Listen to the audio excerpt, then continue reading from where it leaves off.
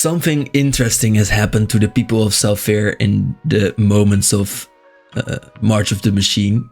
These people have been freed from their world, which must be interesting because they have been in there for generations. And they have fought off an interplanar threat that they have prepared to battle a long time ago. They have probably forgotten about them, I would say. But the fairy, of course, has brought the stories of outside to them. And they return now with the mirrans that they fought alongside. So there's a lot that has happened, but let's explore the significance for these people and for the story of Magic the Gathering. So Zhalfir was a country on Jamura, which is this continent on Dominaria, that was next to Sukata and Femeref. These are all sort of desert states, but all in places that are pretty lush as well. So they are just outside of the real desert and sort of oasis, maybe is what you might call it, where the people have gathered around these mountains. And they all have their own personalities. And what's interesting is that these kingdoms come from a time where color did not have to be divided. So it is not like the Sukata are a black aligned faction and the Zhalfirans are a white aligned faction. No, they all have sort of all colors and maybe in different levels, but they still have them. So let's look, for example, at all white cards from Sukata. We see that they are all about, that they can do peace talks because they are about diplomacy. Even though they lie, they can still create peace as long as it is in favor of getting more money. Then there are the people from Femeref who are very religious people. That country has been created because of their religion, because of their attunement with mana, with magic. But still there are warriors like we see with Gwende. But for example, he still honors them blades and by living a life worthy of song. I mean, doesn't sound very religious, but maybe he heard that from a poet from his country. So there are a lot of different aspects to these worlds. And then there is Zhalfir, which is about harmony, but it doesn't have to be all about harmony because there has been strife as well. So they have their own personalities, but they aren't only their personalities, which I love. And do remember that the Griffin is important to Zhalfir. It is about unity, and they say here that the Griffin, like Zhalfir, doesn't need counsel to keep harmony among its parts. So it is about different parts, about an eagle, about a lion, or a tiger, different parts, maybe a horse or something. But they are all in harmony, and that's how Zhalfir is as well. It's different parts that come together. But Zhalfir has been shaped as well, and it has been shaped to become a warrior's country. As we see here, for example, in Zhalfirin Night, which says, you returned a warrior, your hair was cut, your eye tattooed with the red triangle of war. The moment a man becomes a man, he has to go into war, is how their culture works right now. And this flavor, very importantly, is from the love song of Night and Day, which I will link later. It's a very important poem that has been written about Zhalfir, which has become even more important right now. But these people have been waiting for a long time, as you see in this new card, Zhalfirin's Shapecraft. They have been waiting, they have been patient and observant to wait for the time to strike at Phyrexia. They haven't forgotten about them. And very important about Zhalfir is the fact that they brought about the fairy, the time mage that everyone of course knows, who really shaped Zhalfir as well. He has a lot of power. At that time already he had a lot of wisdom, and his power helped to pull Zhalfir in front of the other countries. It made them the strongest. The fairy, even though he's a bit of a trickster, even helped the country become one, become more harmonious. Teferi, for one, he saw that the people of Zhalfir were breaking apart because they have become so in tune with the colors of magic that they have drifted apart a little bit, and they began to have fights. So Teferi thought to give these people their own jobs, which were related to their colors. So he created these guilds or these creeds, and they are most or best shown through these 5 cards, where you have the Shapers, the blue aligned faction, which is about shaping the world, which is about magic, which is about divination, for example. Then there are the Armorers, very simple. They are about making people stronger. And by the way, note that these abilities, as you see here, +1, +0, do return in these other cards, so that's a really weird design as well.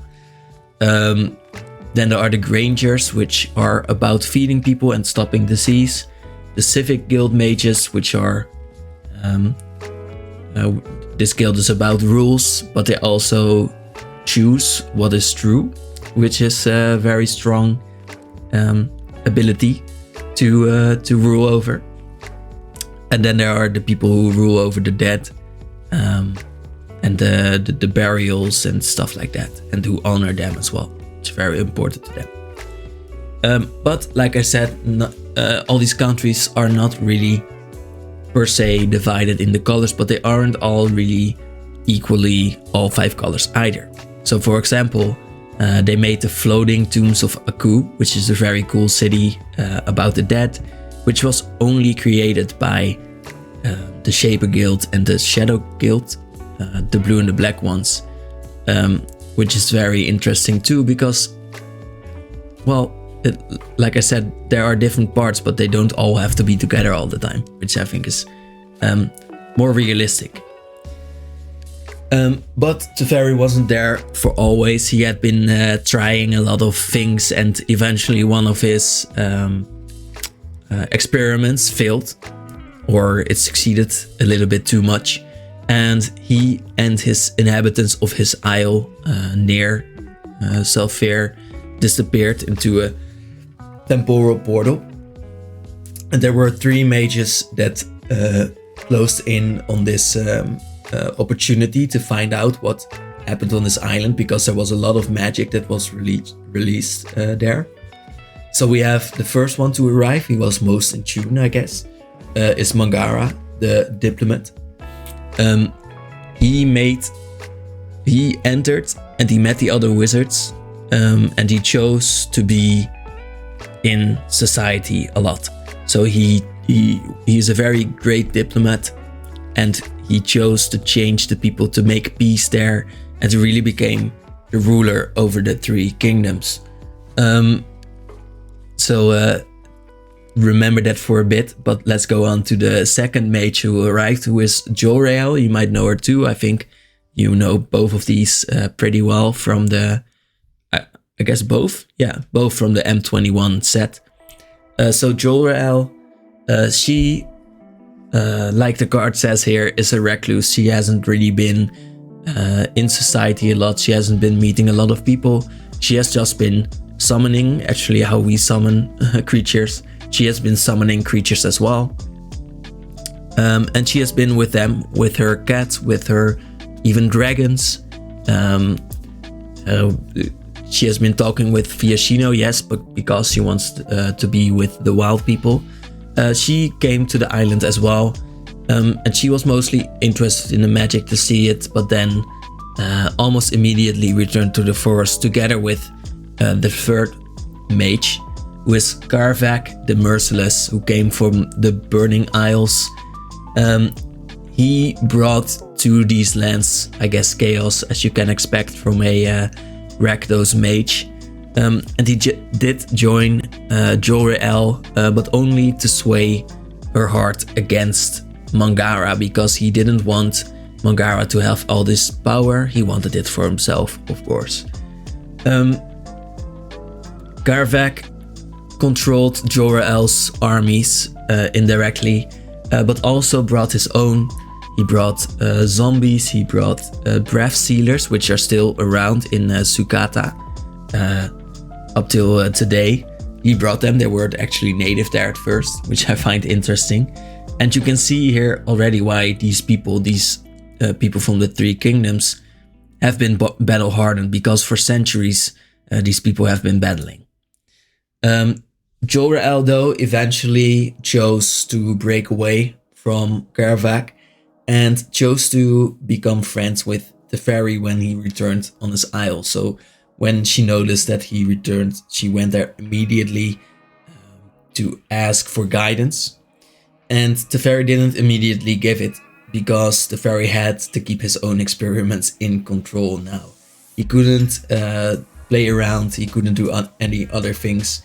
He did bring her visions and dreams to guide her, but he couldn't go along with her himself, not physically at least.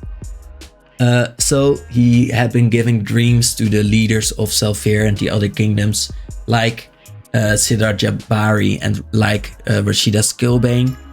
He has been giving them dreams to fight alongside each other. They have been fighting alongside each other against Karavak, but they haven't joined strategies because they work really differently. For example,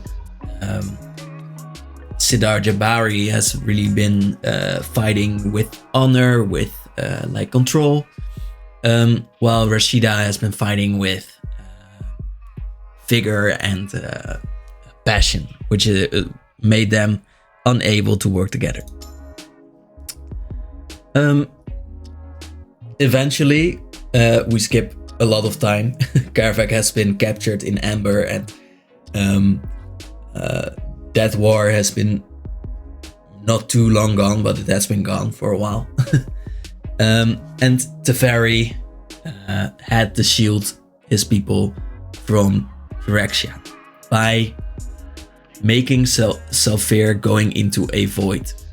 And to this day, the Griffins, which again, remember them, they are very important to the Zhalfirans, still patrol the skies above that void, as though they are waiting for their old home to reappear, as if they know that it will come back. But this has actually become a very sad card, because it will not return to Dominaria. It has become its own plane. But Teferi has two stories about him. The people of Zhalfir think of him as a destroyer of his world, of the world. He phased them out, but it feels to them like he teleported them away. And he sort of did, but they could be brought back at first.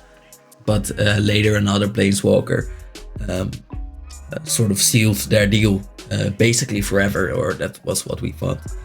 And while Teferi thought he was protecting them and thought he was a hero to them, for a long time these people thought that Teferi really wasn't anymore. I have some tidbits before sort of closing this in and showing you what will change. Which is, for one, here we have how the Zhalfirans look at rhinos, which I think is really interesting. They thought they were really dangerous because Jor-El has been sending these rhinos together with lions and panthers and other animals to attack them. But now Jor-El and Zhalfir have sort of combined their powers, and the Zhalfiran Lancer is born, where people can ride rhinos into battle, which I think is a very cool lore bit. Then, like I said, I was going to show you the Love Song of Night and Day, which has been finished, I think at Magic 21, just a year ago, I guess, because 21 was released in 22. It is a whole sort of story, all on the flavors of cards, and I will link that video up above. But it is beautiful to read, and I love that they brought it together into a real story. Now, note, which this card is really important, is from the Commander set, I believe. Yeah.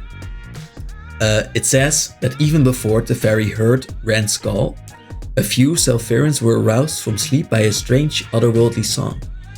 This is because the people of Zhalfir are really in tune with magic, with the sky, with the multiverse even.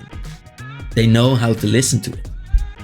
And that is important because after the invasion of New Phyrexia, the fairy brings these people back, brings the Mirran people along with him.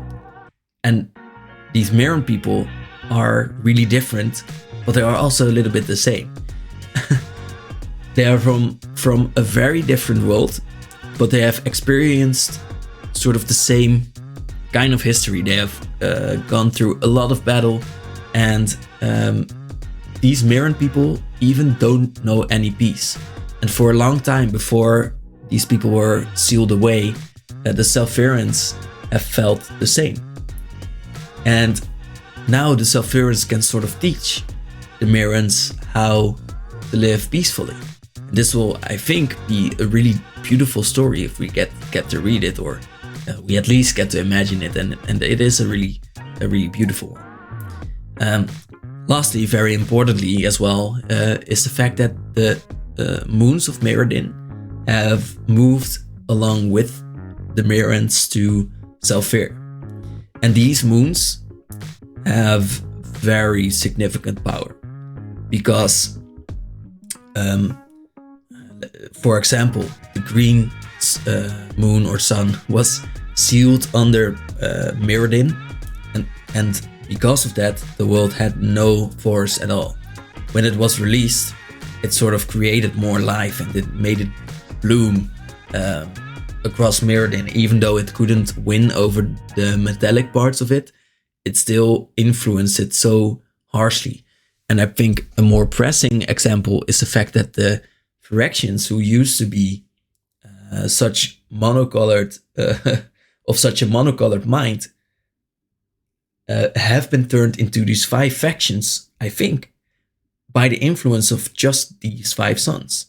And now they are above Zhalfir, which, like I said before, has been shaped by these 5 guilds now.